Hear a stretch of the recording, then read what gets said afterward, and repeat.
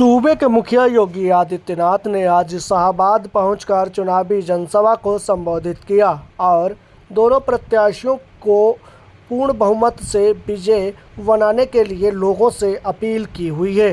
उनके द्वारा विपक्ष पर भी जमकर निशाना साधा गया है। हरदोई जनपद के शाहबाद कस्बे में पहुंचकर आज योगी आदित्यनाथ के द्वारा चुनावी जनसभा की गई है। क्या कुछ उन्होंने चुनावी जनसभा में कहा हुआ है, सुनिएगा आप उनकी जुबानी। हमारा विधायक, हमारा सांसद, हमारा पूर्व सांसद, हमारा पूर्व विधायक, हमारा चेयरमैन, हमारा पदाधिकारी या पीडीपी स्वयं क्यों न हो, पत्र भी मुझे लिख देता है कि हम बीमार हैं, कोई हमारे पास देखभाल करने वाला नहीं, उपचार की सुविधा नहीं, इसलिए आता है हम उसके अकाउंट में, जनधन अकाउंट में सीधे पैसा भेजते हैं। उपचार कराइए, चिंता मत करिए, सरकार सारा बोल रहे हैं। अभी 2 मिनट हुआ, 5 मिनट। अब कोई आपको आने वाली सहायता में कमीशन नहीं ले सकता, इसलिए नहीं ले सकता क्योंकि मोदी जी ने जनधन अकाउंट खोल दिया है आपका।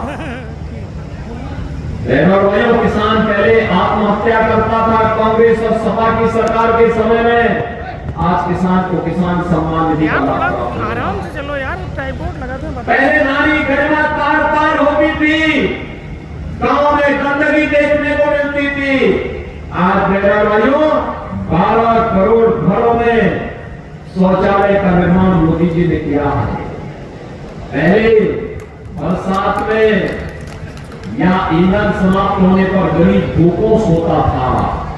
आज भाइयों 10 करोड़ गरीबों को उज्ज्वला योजना का फ्री में कनेक्शन उपलब्ध करवा दिया गया और मोदी जी ने कहा है जितने बाकी हैं 1 करोड़, 2 करोड़, 3 करोड़, 5 करोड़ जितने बाकी होंगे उन सबको फ्री में कनेक्शन उपलब्ध कराएंगे उज्ज्वला योजना की। चाहिए आप भी मेरी तरफ से बोल करके आइए, चुनाव के बाद उन सबको फ्री में कनेक्शन मिलेगा।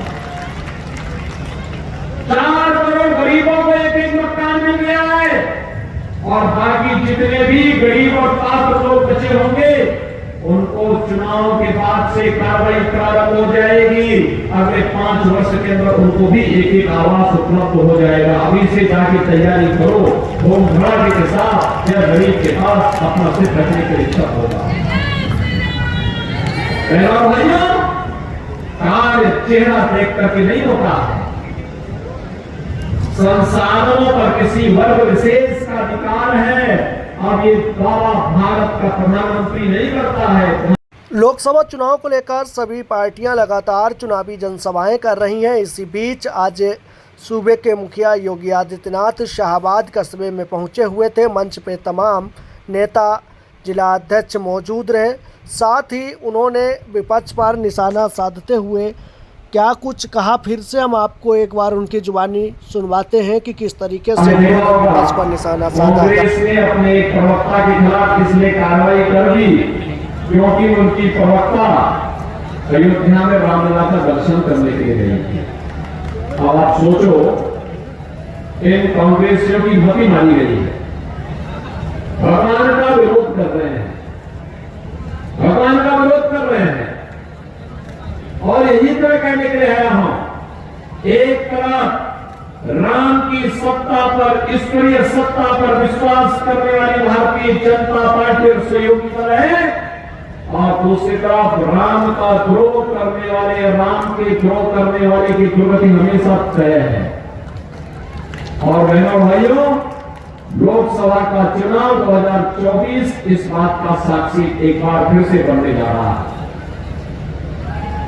पूरे देश के अंदर जो माहौल है, 2 चरणों का चुनाव संपन्न हो गया है। बहनों भाइयों, 2 चरणों के चुनाव के बाद कब तीसरे चरण का चुनाव है। 2 चरणों का चुनाव और कब तीसरे चरण का चुनाव होने के बाद बहनों भाइयों 286 सीटों पर अब तक चुनाव, 285 सीटों पर अब तक चुनाव संपन्न हो चुका होगा कल सायंकाल। और पूरे देश के अंदर जो स्वर गूंज रहा है, 2 ही स्वर गूंज रहे हैं, वह है एक स्वर है जो पूरे देश के अंदर है, वह वृद्ध हो, जवान हो, महिलाएं हो, पुरुष हो, गांव हो, शहर हो, हर ओर एक ईश्वर गूंज रहा है, और वह है फिर एक बार मोदी सरकार, फिर एक बार। चुनावी जनसभा के दौरान उन्होंने समाजवादी पार्टी, कांग्रेस व बसपा पर जमकर निशाना साधा। मौजूद लोगों को उनके द्वारा जो सरकार की नीतियां थीं उन पर उनके द्वारा चर्चा की गई और उपलब्धियों के बारे में बताया गया है। हरदोई से आपको दिल्ली जाना होगा तो मात्र 4 घंटे में आप गंगा एक्सप्रेस वे से दिल्ली पहुंच जाएंगे, और प्रयागराज जाना होगा तो 1.5 से 2 घंटे में आप प्रयागराज पहुंच जाएंगे। इसमें औद्योगिक क्लस्टर बनेंगे, हजारों नौजवानों के लिए नौकरी और रोजगार की सुविधा प्राप्त होगी। एक नए स्वरूप में, एक नए भारत का दर्शन हम कर रहे हैं। विकास भी है और विरासत का सम्मान भी है। विकास भी है, विरासत का सम्मान भी है, गरीब का न्याय भी है।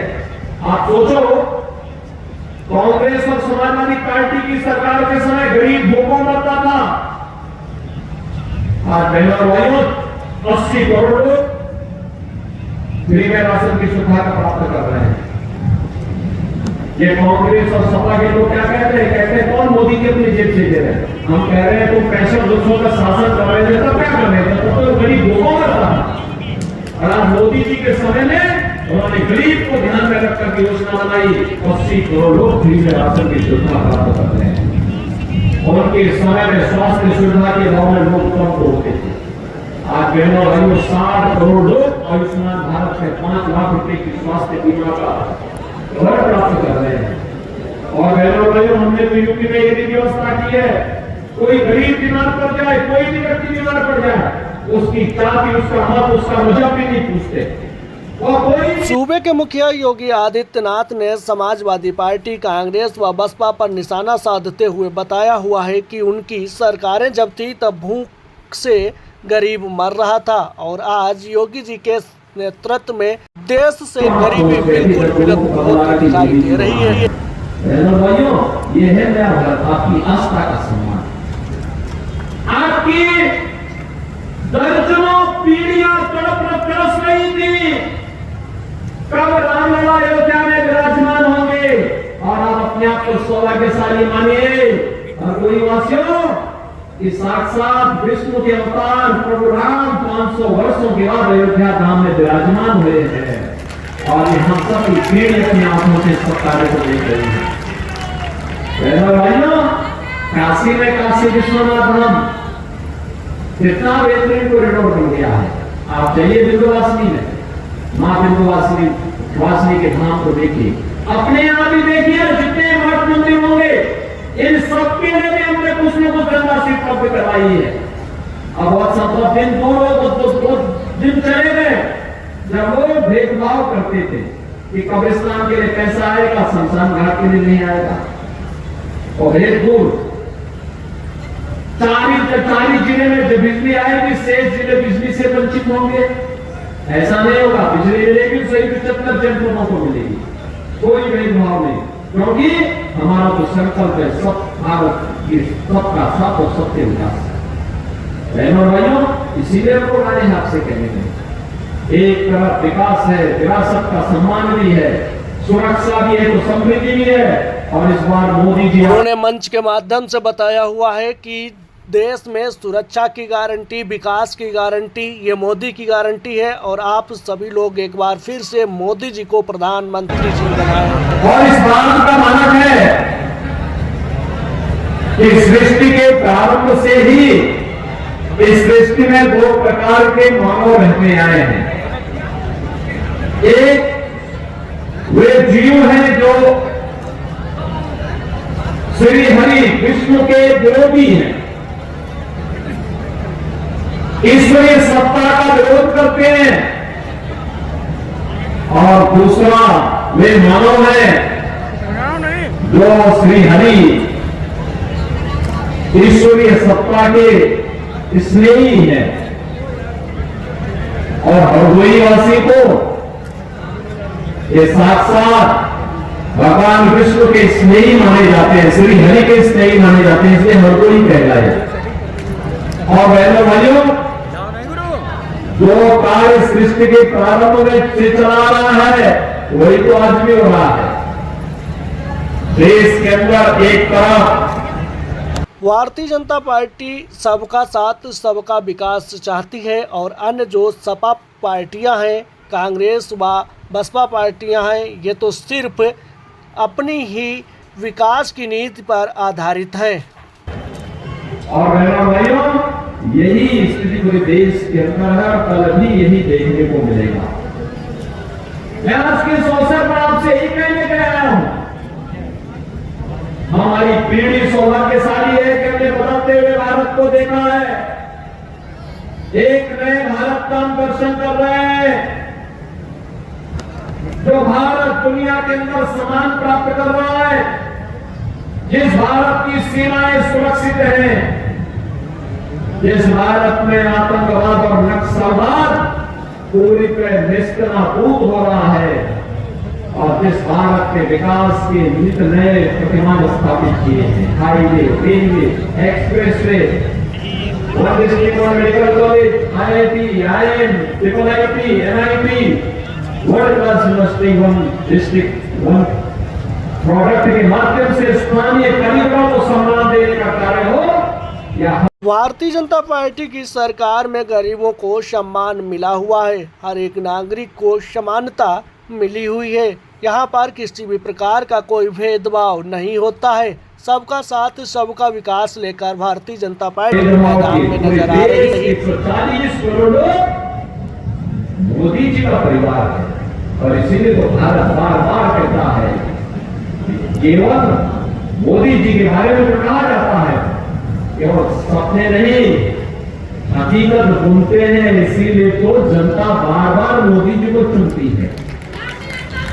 भाइयों, यही हकीकत है कि सुरक्षा भी है, सम्मान भी है, समृद्धि भी है, और विरासत भी है तो विकास भी है, और इससे पक्का विश्वास भी है।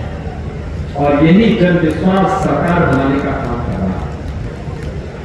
विरासत कोई कहता था कि अयोध्या में राम मंदिर का निर्माण हो जाएगा, के पूरे देश 140 करोड़ मोदी जी का परिवार है, और इसीलिए तो भारत बार बार कहता है, केवल मोदी जी के बारे में कहा जाता है, केवल सपने नहीं हकीकत सुनते हैं, इसीलिए तो जनता बार बार मोदी जी को चुनती है।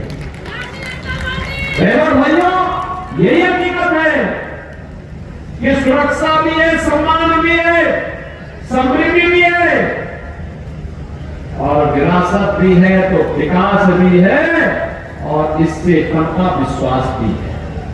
और यही जन विश्वास सरकार बनाने का काम कर रहा है।